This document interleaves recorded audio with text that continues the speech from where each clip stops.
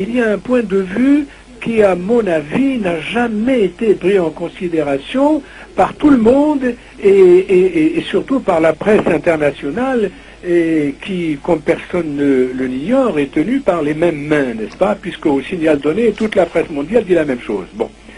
Alors, lorsqu'on a un adversaire en face de soi, qu'on n'est pas d'accord avec quelqu'un, il faut essayer de se mettre à sa place et voir quelles sont ses raisons, quelles sont ses motivations. Peut-être qu'il a raison, peut-être que c'est nous qui nous trompons. Alors écoutons-le et voyons voir. Alors, je vous préviens tout de suite, moi je suis un catholique croyant et pratiquant, donc en tant que chrétien, je ne peux pas faire de racisme ni de choses comme ça, mais j'essaye de comprendre un petit peu les islamismes. Les islamistes, enfin, puisqu'on les appelle comme ça, ce sont des gens qui ne veulent pas de notre démocratie, parce que la démocratie, pour eux, ils savent ce que ça veut dire.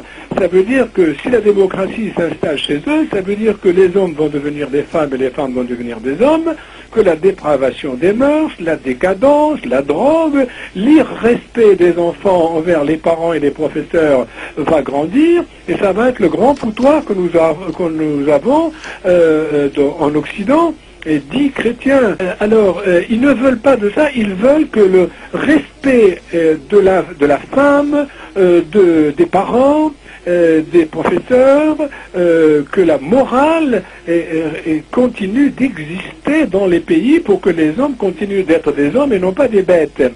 Alors, comme ils voient qu'ils n'ont pas d'autres moyens de lutter contre cette avancée de la pseudo-démocratie qui amène la décadence et la dépravation et la désolation, eh bien, ils ont des actes de violence parce qu'ils n'ont pas d'autre choix. C'est un peu comme ces malheureux Palestiniens qui se suicident, qui se transforment en bombes vivantes. Vous savez, pour en arriver à ça, faut-il être désespéré quand même. On les appelle des terroristes, mais ce sont des désespérés qui donnent leur vie. Je ne suis pas d'accord, évidemment, de tuer des civils. Mais le gars qui fait ça, croyez bien qu'il ne fait pas de gaieté de cœur. Bon, tous ceux qui, dans le monde, ont des actes de violence regrettables, qui sont eux les premiers à regretter très probablement, ils s'en seraient bien passés si on leur foutait la paix, si on les laissait s'exprimer. Voyez-vous, moi j'habite dans le 18e, je discute souvent avec des Maghrébins, des Turcs et des musulmans, on discute de tous ces problèmes-là. Je leur dis carrément que moi je suis un chrétien pratiquant et que, bon, voilà, les choses sont ce qu'elles sont et on s'entend très bien. Et je leur dis, mais ces gens qu'on qualifie d'être excessifs, d'être extrémistes, d'être terroristes, comme on dit, c'est la mode, n'est-ce pas? Eh bien, il faut les comprendre, ils ne veulent pas de notre démocratie. La démocratie, c'est la décadence dans laquelle nous vivons actuellement, où les hommes ne reconnaissent plus la main droite de la main gauche, où il n'y a plus d'enfants, où des gamines de 13 ans vont acheter des préservatifs dans des pharmacies. Mais c'est abominable, les arabo-musulmans dans leurs pays respectifs, ils ne veulent pas de cette civilisation-là. Justement, les gens, comme dans le monde arabe, voient les choses différemment. Ils ne voient pas uniquement les choses en termes de démocratie et de droits de l'homme, même s'ils les souhaitent. Ils voient aussi les rapports nord-sud. Ils voient les injustices du rapport nord-sud. Ils voient le pillage sur lequel notre richesse s'est en partie construite au cours des siècles. Et c'est une chose qu'ils n'oublient pas. Et quand vous me parlez de terrorisme, madame, vous devez penser à ceci.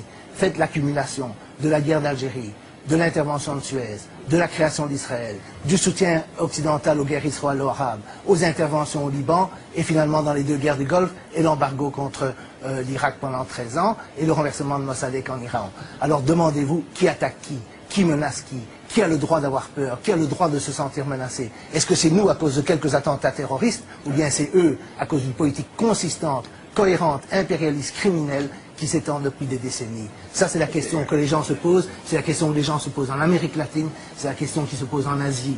Il ne faut pas oublier qu'au début du XXe siècle, il y avait un pacte dans les concessions à Shanghai qui était interdit aux Chiens et aux Chinois. Cette période est révolue et l'Occident et l'Europe feraient bien d'accepter la fin de la période coloniale, de s'adapter à un monde post-colonial et à un monde multipolaire.